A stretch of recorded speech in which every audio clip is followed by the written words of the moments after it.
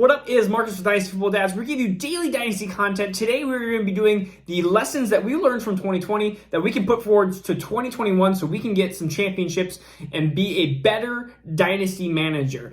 First, we are doing a free giveaway here. We are giving away a Brandon Ayuk signed jersey here. All you have to do is be a subscriber, and then we will pick somebody at the end of the month, and then they will get to keep that jersey.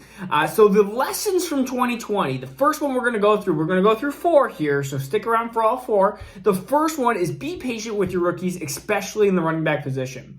It used to be that running backs were immediately producers and wide receivers took time to develop. It's almost flip-flopped, and we're going to go through running back stats here in the last couple of years, 2019, 2020 specifically, to show you, well, running backs are actually taking a little time and a little bit slower to develop.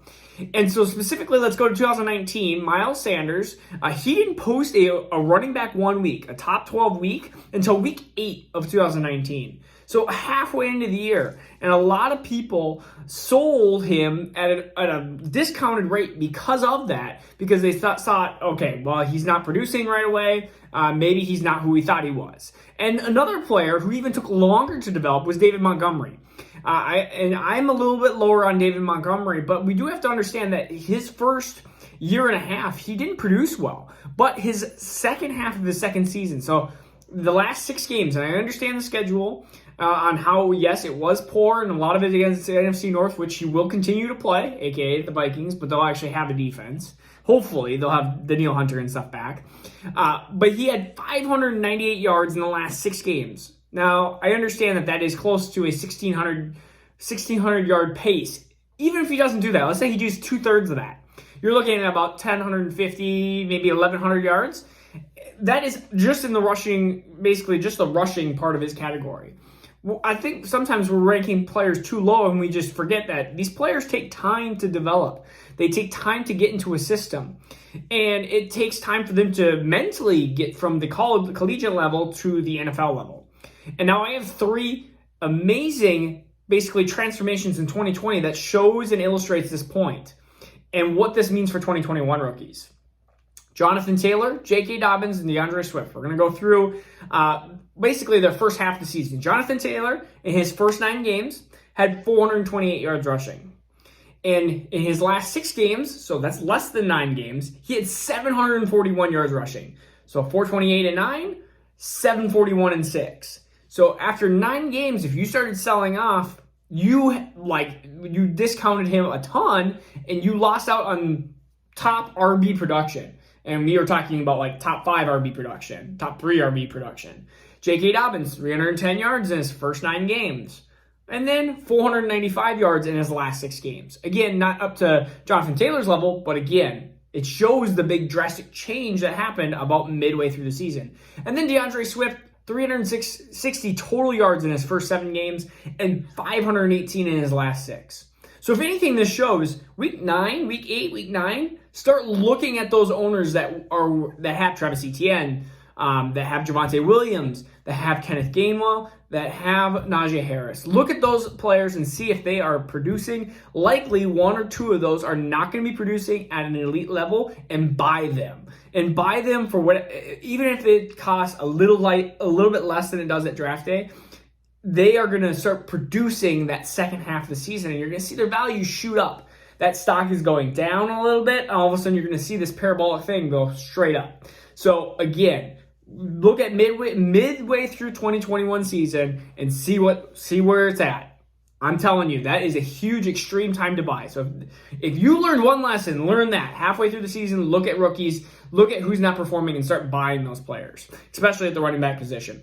Number 2, good players get better. We look at some of the specific players like Derrick Henry. We basically threw him away because, he was with DeMarco Murray. He didn't produce well.